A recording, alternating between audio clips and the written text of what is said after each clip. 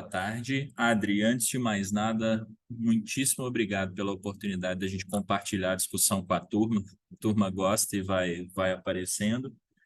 Mas, bom, gente, hoje a gente vai falar um pouquinho de estrutura organizacional, estruturas ágeis, conflitos internos e oportunidades que isso gera e um monte de coisas nesse sentido.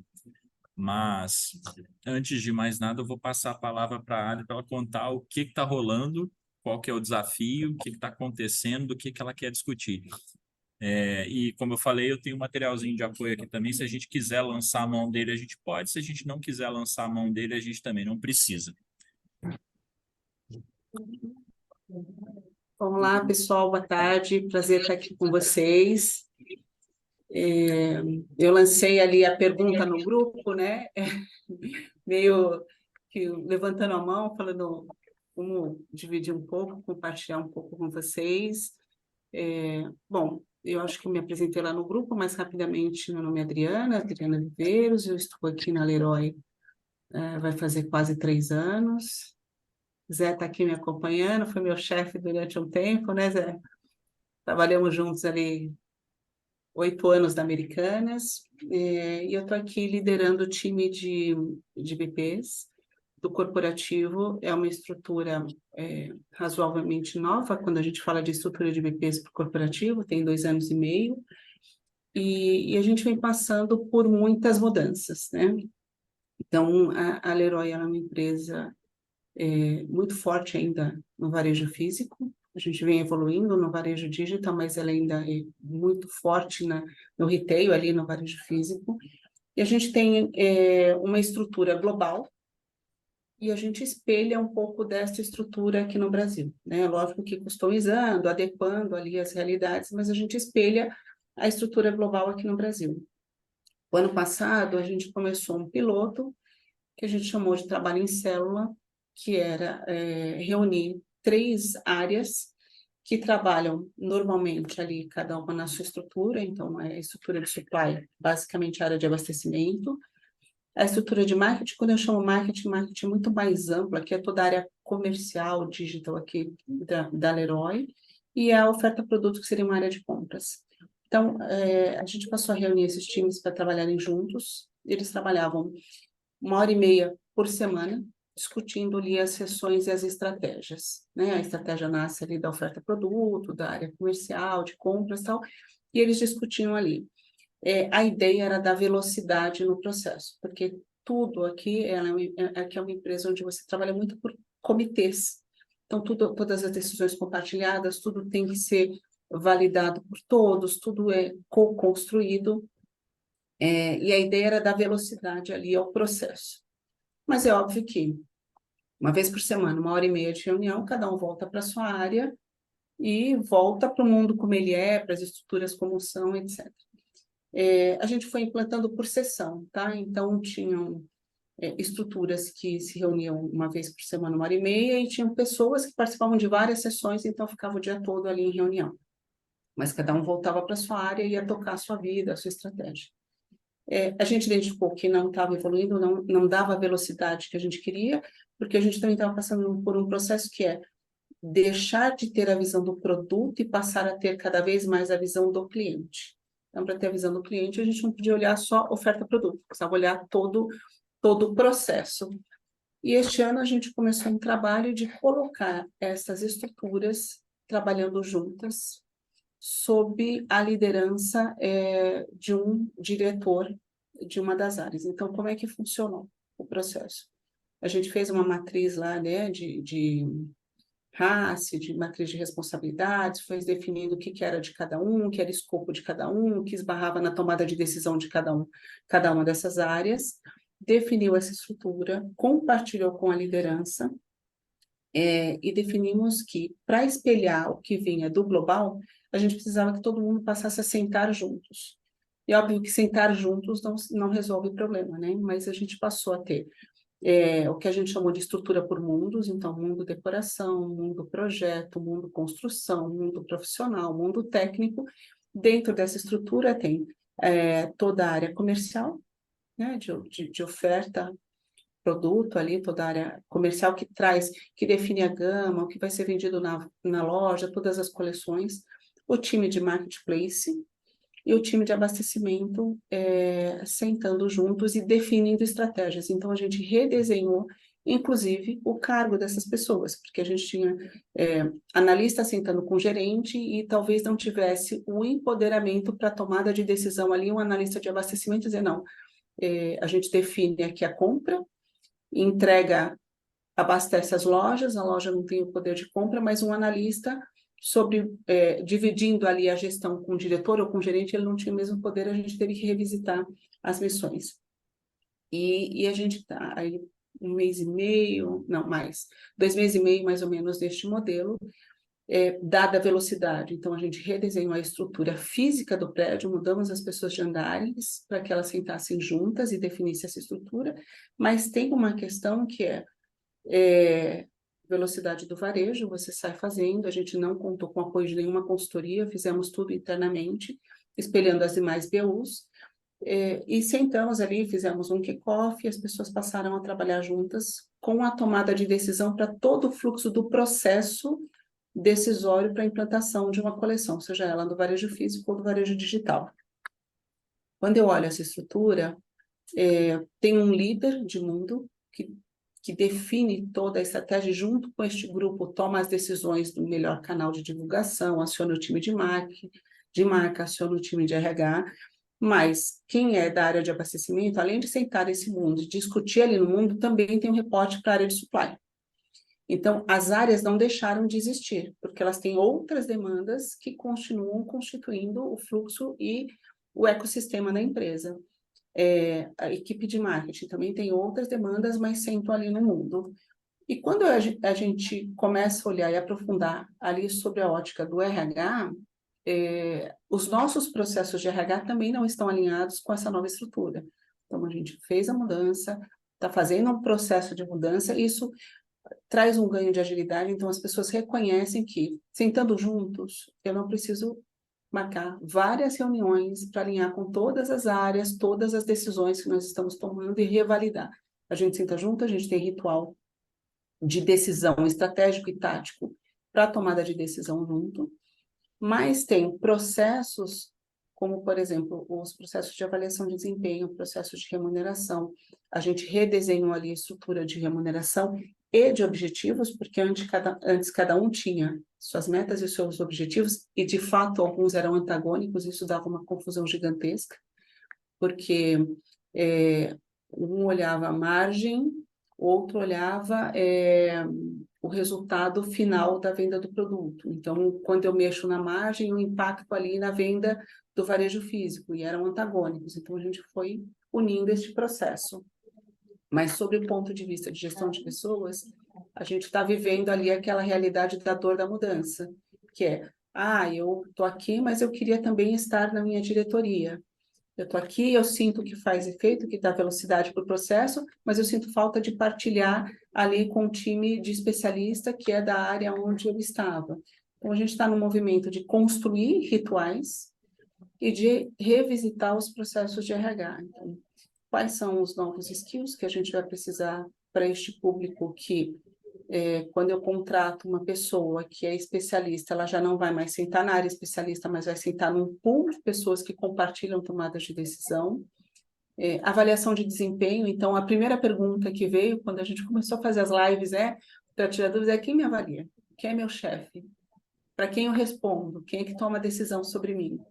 E agora a decisão é muito mais compartilhada, porque eu tenho um líder funcional e eu tenho um líder hierárquico. Quando a gente olha o time de BPs, por exemplo, né, de HRBP, isso é mais habitual. Então, eu tenho o time de BPs que sentam nas diretorias e eu compartilho ali a decisão. Mas para a área de negócio, isso é muito novo. Então, hoje a gente está vivendo o desafio de como é que a gente acomoda essas estruturas, recria rituais de pessoas e de processos para que essa agilidade realmente reflita, não só no resultado financeiro, mas também no clima, no engajamento e nas oportunidades, porque hoje a oportunidade de carreira ela ficou mais ampla, uma vez que eu tenho conhecimento de outras possibilidades. Acho que um resumão do que a gente está vivendo aqui é esse. Ah, legal. Olha, eu vou contar, para esquentar, e aí, gente, vocês vão levantando a mão e vão falando, perguntando, vocês fiquem à vontade. Mas para esquentar, eu vou te contar a minha experiência, tá, Adri? É, acho que eu estou passando por esse processo a terceira vez na minha vida. A primeira foi quando a gente montou a estrutura do Ambev Tech, que a gente estava criando essa estrutura de chapter. Eu chamo isso de chapter e torre. Tem gente que chama isso de BU e capítulo, enfim, tem em inglês, tem em português, tem um pouco de tudo. Mas assim, eu acho que tem dois conceitos que para mim são muito fundamentais quando você está fazendo isso, que o que eu errei na Ambev, na segunda vez que eu montei no Grupo Falcone, eu errei menos. E agora a gente está fazendo esse processo na Coru, que é muito menor, mas a gente está errando. Eu acho que a gente vai errar menos ainda. Que é o seguinte: primeiro conceito que não dá para errar é quem é o líder, ou quem é a líder. Então, assim, eu já optei por fazer gestão compartilhada, e essa gestão compartilhada, você falou que vocês fizeram RACs, né? Sabe, na RAC tem aquele conceito de quem é o responsável e quem é informado? Uhum, uhum. Não existem dois responsáveis quando você monta uma estrutura de torre chapter. Então, assim, quem é o líder? É o chapter ou é a torre? Normalmente é a torre, porque como você está alinhando para a visão do cliente, né? Então, você está dizendo o seguinte, cara, todas as decisões vão ser tomadas por uma pessoa que lidera essa área, que está de olho no cliente. Então, a decisão vai ser a melhor para essa pessoa. Dado isso, tudo que está ali embaixo precisa ser liderado por essa figura. Ou seja, situações que acontecem. Ah, eu acho que a Tainá da Escola Coru deveria ser promovida. Ou eu acho que a Tainá deveria ser baixa performance. Ou eu acho que eu deveria mudar ela de função. Se você pensa numa estrutura de raça, quando você monta essa estrutura, o líder tem autonomia de decisão e a pessoa aqui do capítulo, por exemplo, se a Tainá é do capítulo de dados ou capítulo de marketing, ou não importa, ela é informada, mas ela não pode ser corresponsável.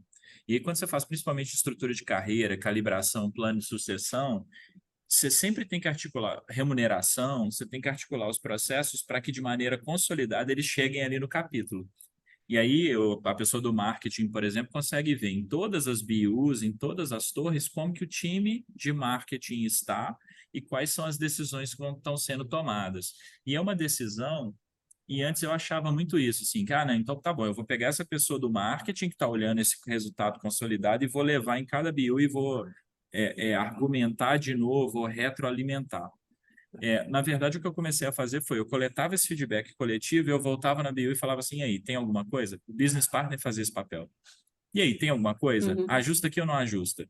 Se a BU falou, cara, não ajusta, é por isso, isso e isso, e tal, e precisa de uma conversa, volta e marca a conversa. Mas, pontualmente, a maioria dos casos saem decididos assim, mas você precisa ter uma governança muito clara. Cachorro de dois donos morre de fome, lembra? Cara, Sim, sim. mesma coisa. Na Bev a gente viveu muito isso. A gente precisou criar esses processos assim para avaliação de desempenho, movimentações internas. Então, movimentação interna, assim, acontece também, né? O líder olha e fala assim: ah, poxa, mas essa figura aqui do marketing ia funcionar super bem em atendimento, ia funcionar super bem em vendas, vou mudar ela de posição.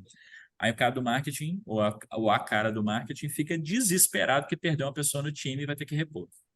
Então, esse papel de liderança é o primeiro conceito que eu acho que não dá para perder. Assim, é fundamental que isso esteja escrito na pedra. E, assim, na minha visão, é melhor estar alinhado pelo objetivo, não alinhado pela competência técnica. Porque, obviamente, vocês mudaram a estrutura porque vocês queriam atender o cliente. Então, naturalmente, as Uhum. decisões que estão direcionadas para o cliente estão mais na BU do que na área técnica, né? Isso é uma coisa. O segundo conceito que não se pode perder é o de profundidade e especialização. Então, às vezes, quando você faz esse tipo de movimento, as pessoas começam a ser muito generalistas. Por quê? Tem um squad, e aí vira pau para toda a obra, né? As pessoas começam, cada um vai pegando um pedaço, a bola que está quicando, e vai chutando para o gol e vai mais ou menos arredondando. O capítulo, ele tem um papel técnico muito importante aqui. Então, essa pessoa é que vai cuidar de formação, essa pessoa que vai cuidar de documentação técnica, processos, padrões, é essa pessoa que vai definir como é que se calcula os indicadores. Porque é isso, aí daqui a pouco você vê cada BU, cada uma calcula de um jeito. Uma calcula churn de um jeito, a outra calcula churn de outra, a outra calcula churn de outra, e aí você vai perdendo a governança do negócio. Por quê? Os resultados parecem estar se alinhando, mas na verdade eles podem não estar. Então você tem toda uma parte de, vamos chamar de documentação, gestão, rituais, rotinas, técnicas, desenvolvimento do time, que você precisa deixar aqui do lado. Porque as pessoas, senão, e aí acontece, e isso aconteceu muito comigo. Acontece muito o que você falou, assim, de, poxa, as pessoas gostariam de estar ali, elas gostariam de ter a Uhum, referência do time ali. Então, existe sim uma agenda aqui e existe uma agenda aqui. E a gente tem que tomar cuidado da gente não fazer uma agenda que sufoque as pessoas. Então, assim, o que é comum ter? Você ter reuniões semanais de chapters, você ter a maior parte da agenda a pessoa faz aqui na BU. Mas tem um pedaço, reuniões semanais, trimestrais, encontros, workshops, lá, que a pessoa tem que se sentir parte do outro negócio. E a comunicação às vezes dobra, né? Você tem os grupos de Teams, de Slack, de não sei o quê, a pessoa tem que estar nos dois. Essas uhum. discussões, esse reporte técnico, ele tem que existir, senão você perde. Então, o conceito da especialização, assim, aí é uma opinião minha, assim, eu não acredito em generalistas. De maneira geral, eu não acredito. Eu acredito em especialistas. E pode ser especialista de várias coisas. Pode ser especialista de um tema, tipo marketing, tipo engenharia de dados, tipo RH, mas pode ser especialista naquele cliente, naquele perfil, naquele mercado. Isso também é especialidade.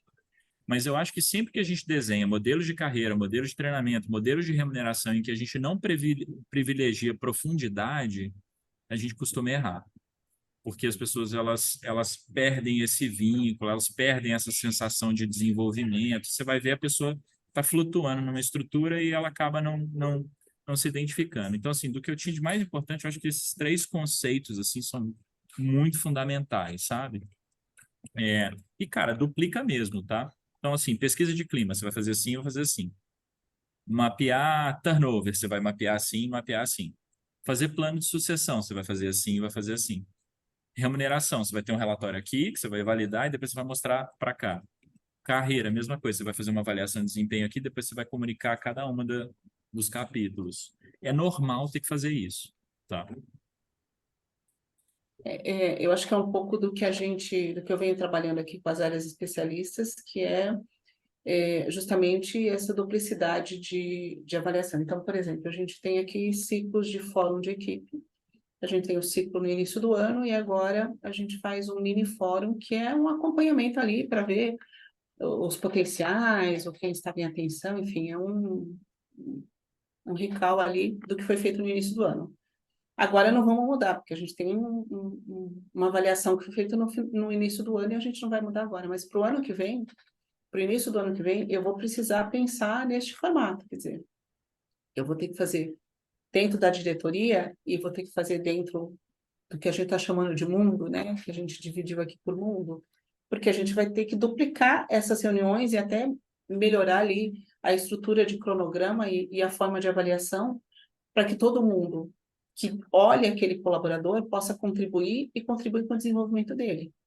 Então, é um pouco desse movimento que eu queria trocar aqui, entender como é que quem já passou por essa experiência, se faz sentido mesmo, se a gente vai mesmo duplicar ou se não, se a gente cria ali uma terceira vertente que é trabalhar só avaliação dentro do mundo, por exemplo.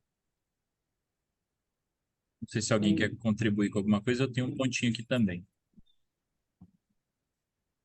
Tranquilo. Adri, eu não duplicaria literalmente para esses processos. Esse, para mim, eu acho que tem que ter uma liderança clara, definida. Eu informaria.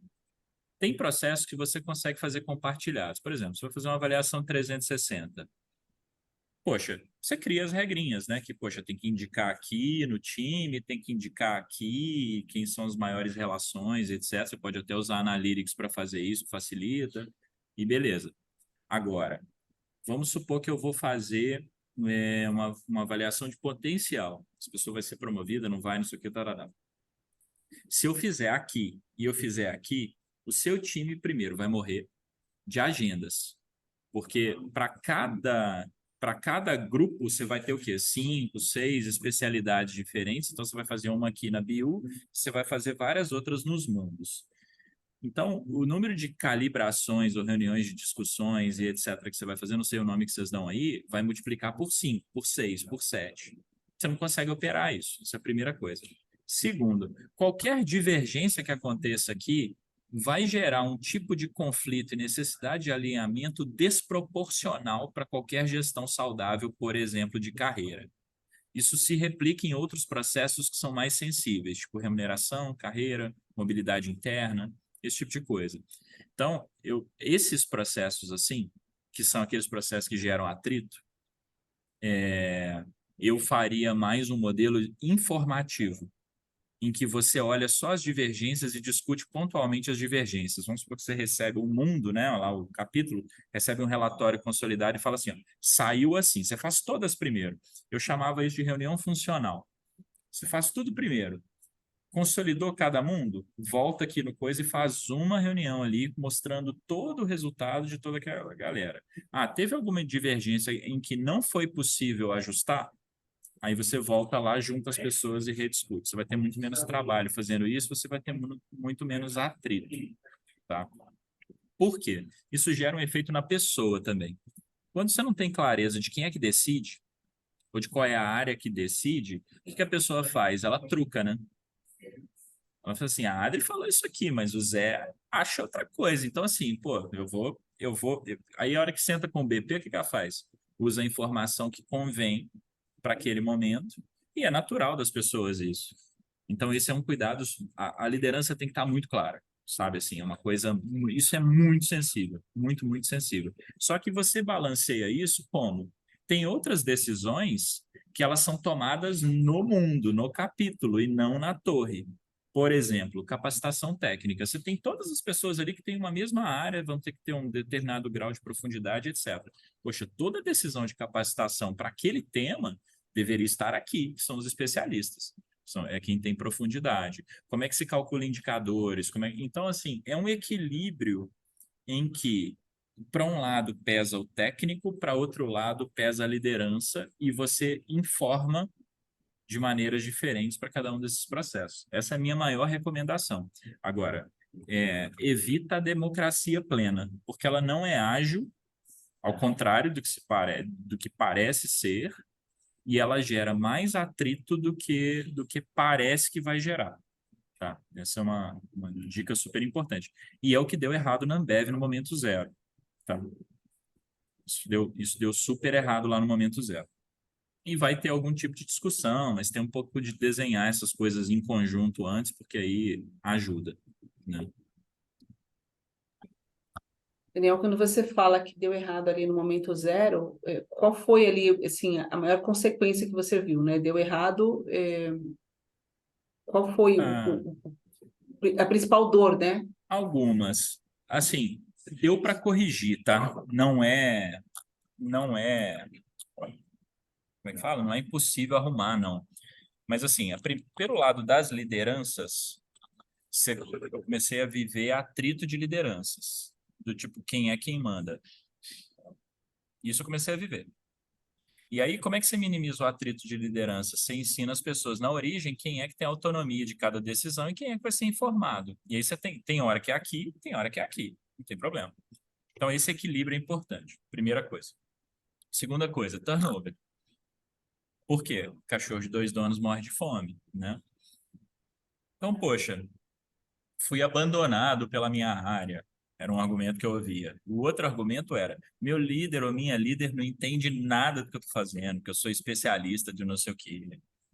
E aí, essas jogadinhas assim, de tipo, cara, onde é que está a opinião a meu respeito que me convém mais e como é que eu jogo com ela? Eu jogo ela aqui ou eu jogo ela lá? Essa é outra coisa que aconteceu. Outra coisa, sobrecarga de agenda. As duas estruturas querendo criar as suas agendas e etc. Isso tem que ser uma coisa definida corporativamente. Você vai lá e faz um bloco e fala assim: essa é a agenda que nós operamos.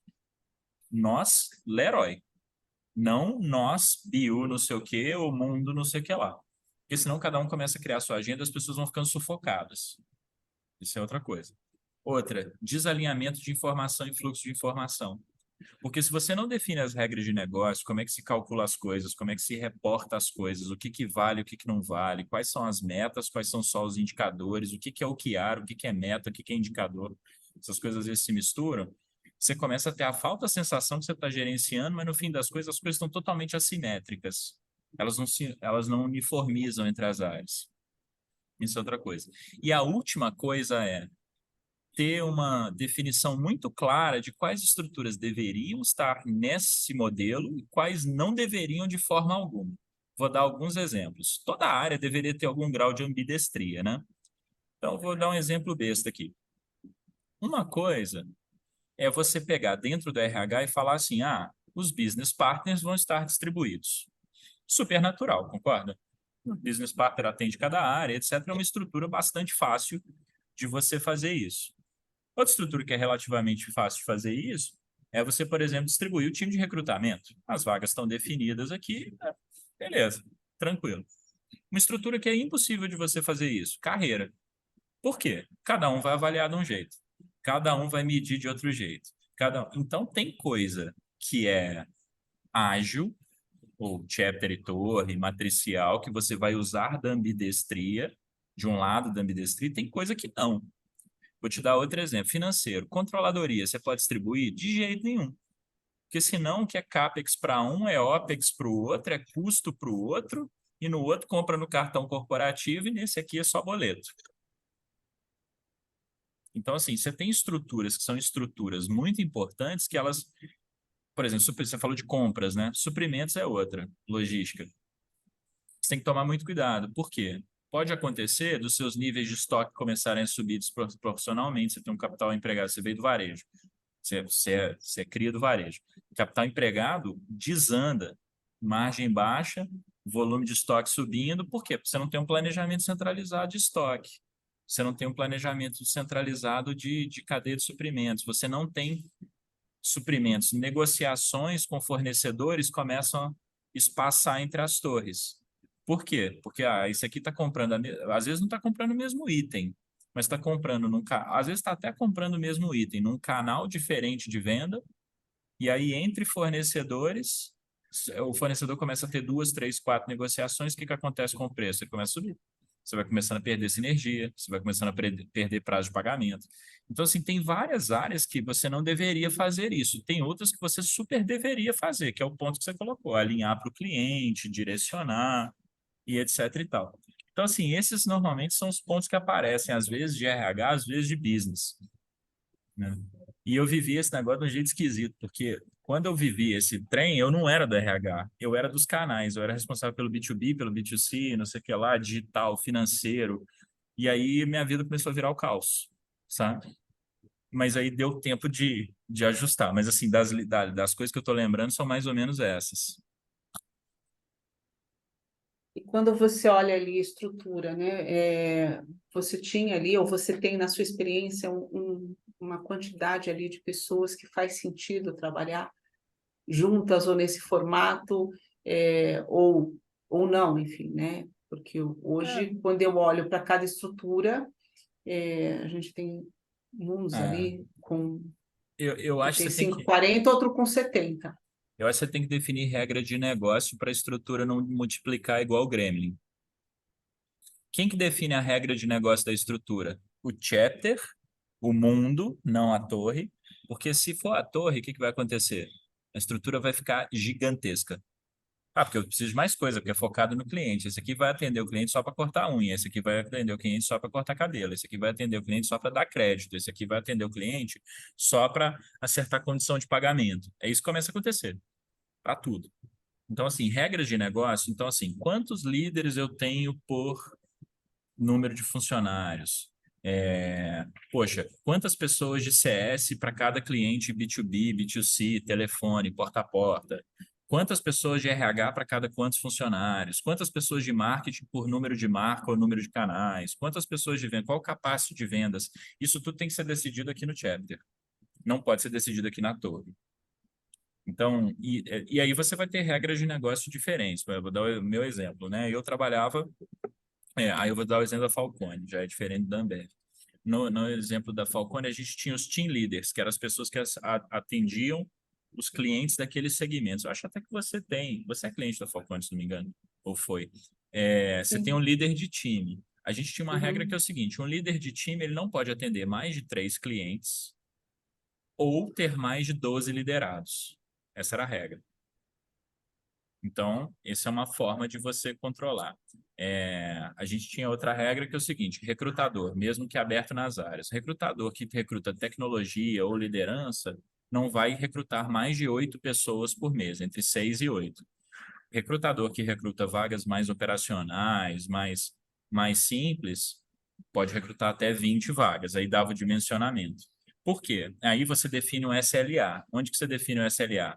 No chapter. Ele fala assim, olha, Torre, eu vou te entregar uma pessoa a cada 45 dias, a cada 30 dias, a cada 25 dias, depois que você abre a vaga.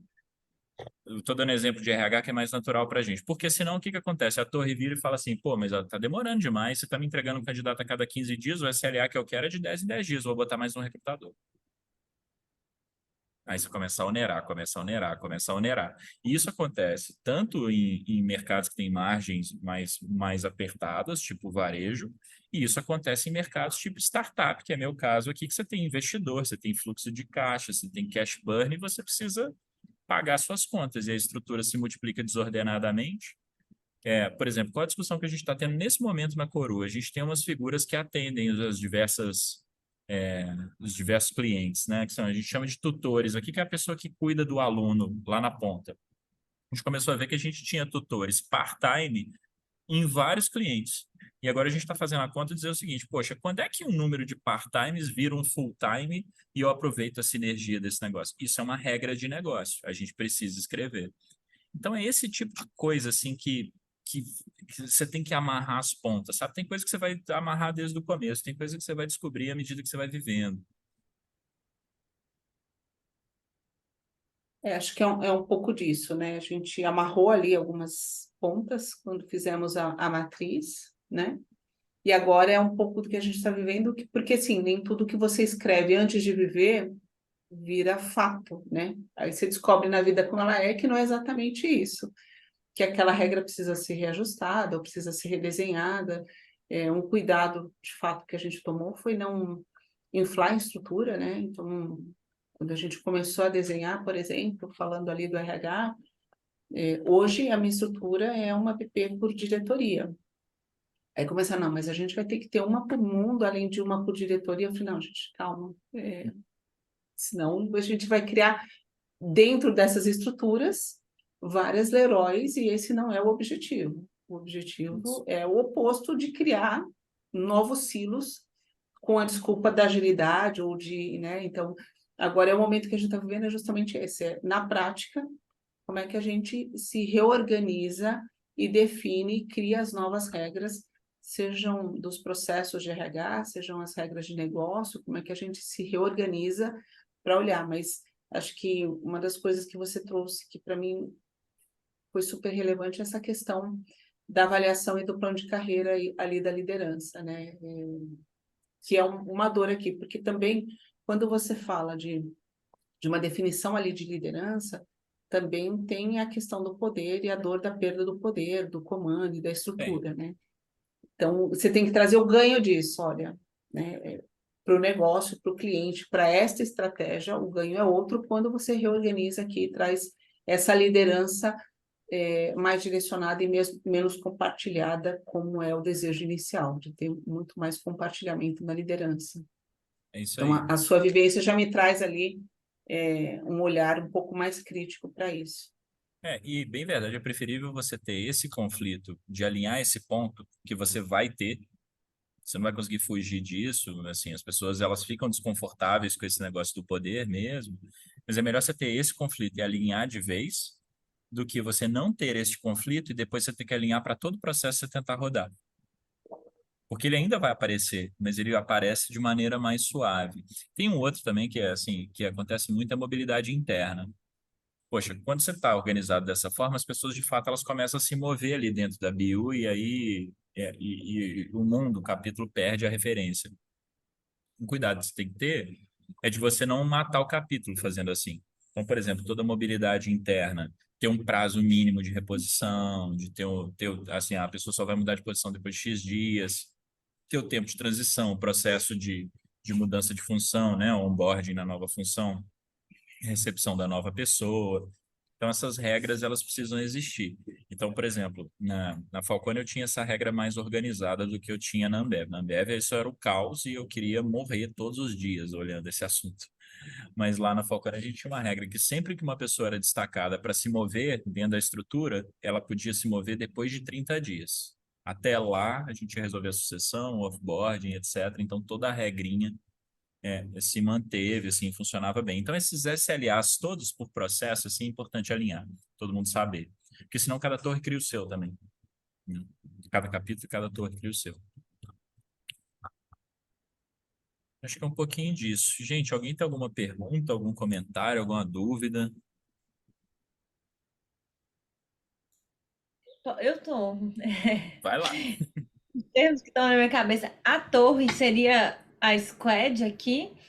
Não. O que é a torre? Deixa eu mostrar aqui, então.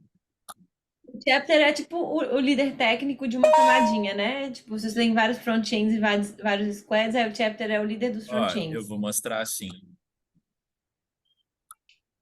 Deixa eu passar. Ó, torre é o produto à área. Então, eu vou dar um exemplo aqui. Eu vou dar um exemplo da Leroy com todo o risco de errar, tá? Um produto da Leroy pode ser a loja. Eu sou dono do varejo físico, por exemplo, né? Ou eu sou o dono do varejo digital. É o X, o Y aqui em cima.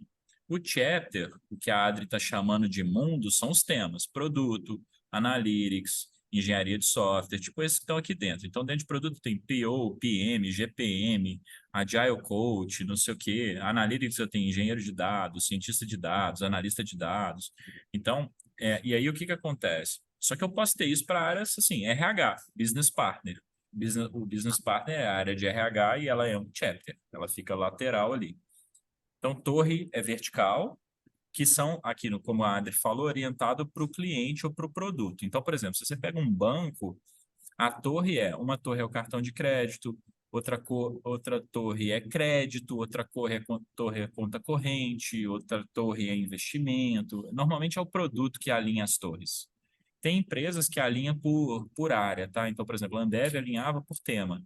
Supply chain, marketing, as torres estavam aqui em cima, porque eram as diretorias, né, as vice-presidências. Mas tem vários tipos de organização, mas é o objetivo final daquela área. O chapter é a área técnica.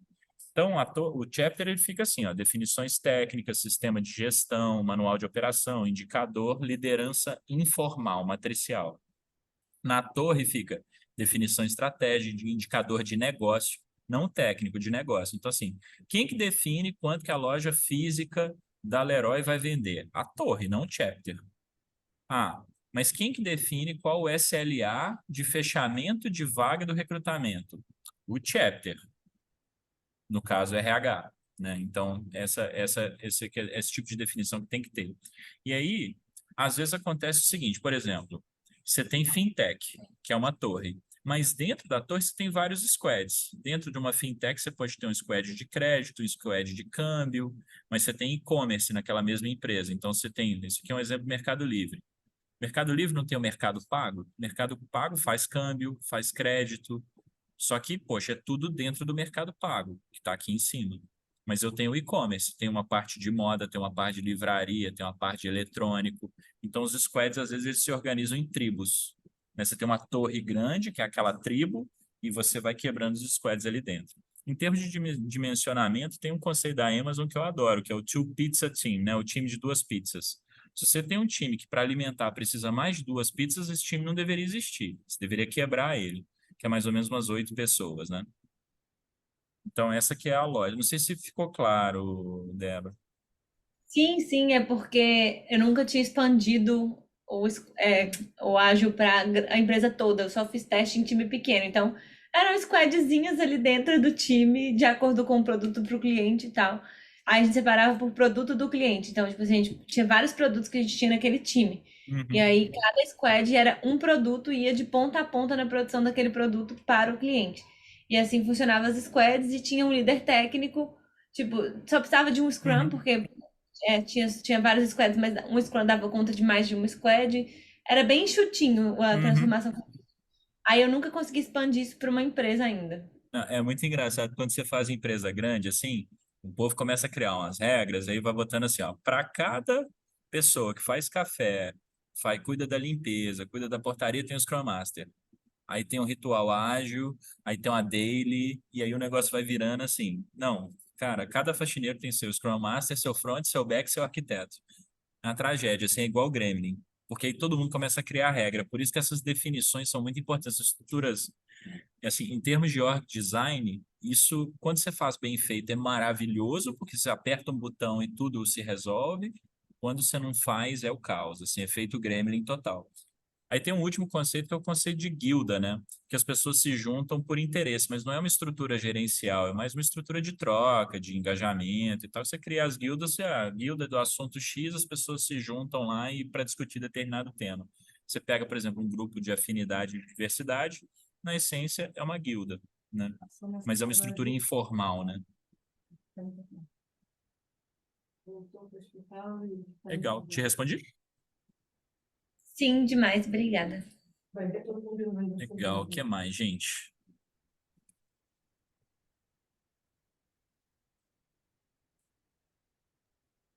Daniel, você Tranks? sabe que quando a gente fala, você falando de Agile, de Squad, esses são termos que a gente toma muito cuidado aqui, justamente por um histórico passado de outros movimentos feitos, onde foi tão distorcido o conceito, que a gente toma até cuidado em usar a expressão Ah, ou o título, porque aconteceu exatamente o que você falou. Entendo, eu nem estava aqui na época, mas me contextualizaram, quer dizer, foi brotando ali, não trazia o resultado esperado, não atendeu a expectativa fizeram várias formações para os times, contrataram coach, agile, enfim, e não evoluiu, pelo contrário, é, foi e reproduzindo e virando, como você disse, gremlins, né? tem umas coisas que são legais, assim, a gente falar, né, por causa desse tipo de situação, assim, porque toda empresa de algum nível está vivendo.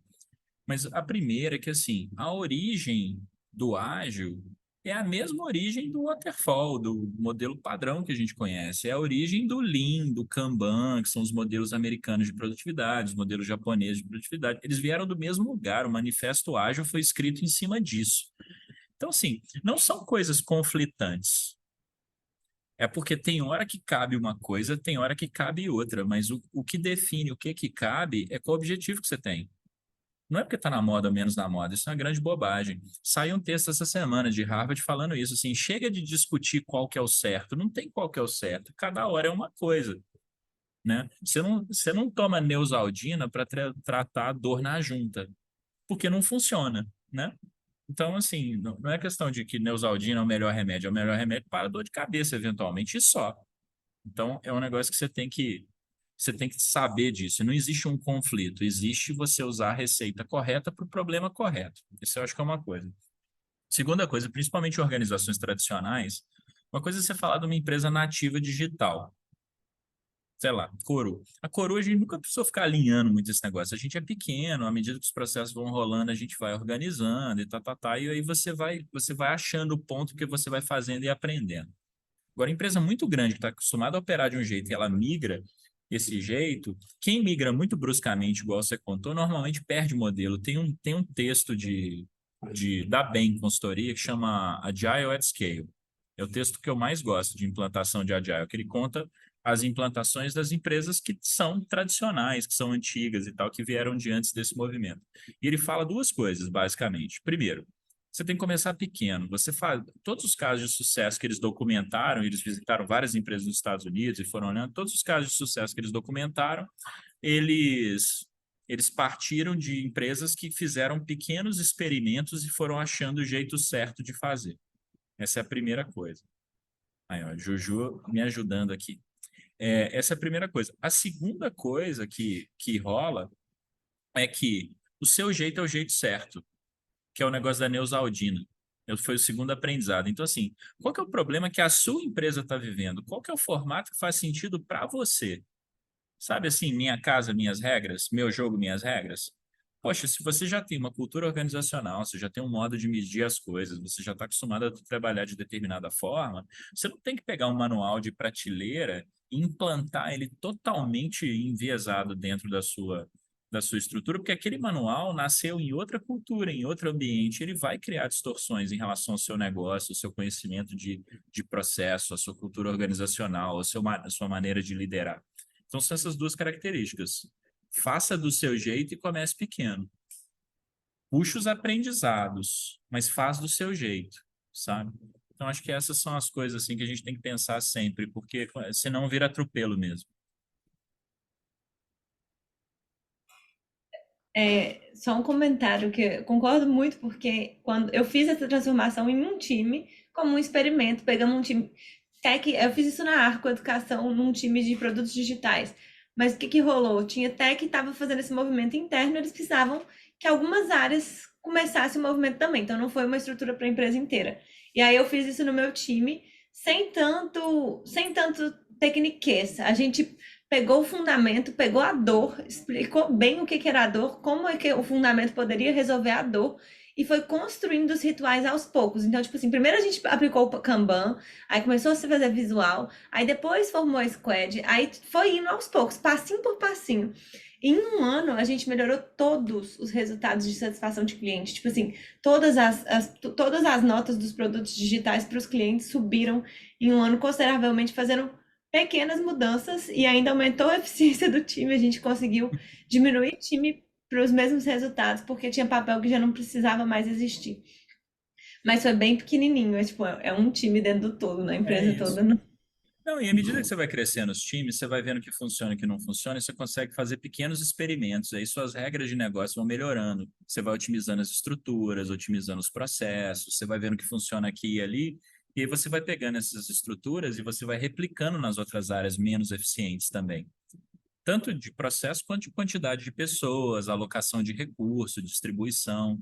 Isso gera muito aprendizado quando você tem essa gestão, porque quem que faz isso? Aí é o negócio do cachorro de dois donos, né? Quem faz isso é o capítulo, que ele vai olhando a estrutura dele e vai vendo assim, onde é que funciona melhor? Quem está operando isso aqui um pouquinho melhor? Deixa eu pegar, deixa eu incorporar isso no manual, deixa eu pegar essa regra aqui e trazer para o meu orçamento. E aí você vai fazendo. E aí você ganha muito com isso, né?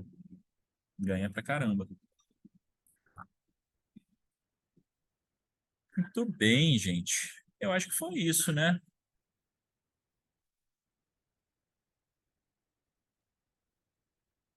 Acho que sim, Daniel, super obrigada, viu? Pessoal, Não, estou à disposição, se vocês quiserem trocar ou tiverem ideias, aquelas ideias que a gente lembra depois, estou super à disposição para a gente continuar tratando o tema. não, legal, mas movimento de muita ousadia e muita coragem de vocês aí, mas super legal. Eu, como consumidor, eu agradeço os movimentos. Eu já montei muita casa graças a vocês. Não vou fazer a propaganda, aproveitem que é a primeira vez que a gente está lançando campanha de Natal. Olha aí, cara. Muito bem. Estamos vendendo produtos de Natal, já é como reflexo deste trabalho aí Olha que legal. estruturado que a gente definiu ali, vender produtos de Natal. É isso aí, mas esse movimento ele é muito mais saudável do que problemático, mas, cara, assim, de novo, vai aparecer, né?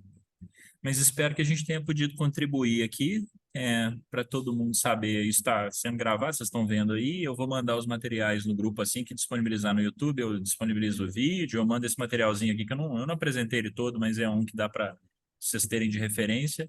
E a gente manda os dois textos, os PDFs dos textos que eu citei aqui também, que eu acho que podem agregar de alguma forma, se vocês quiserem. Não sei se alguém tem mais alguma pergunta, algum comentário. Então, fechou. Muito bem, espero que vocês tenham aproveitado e buenas tardes para todo mundo.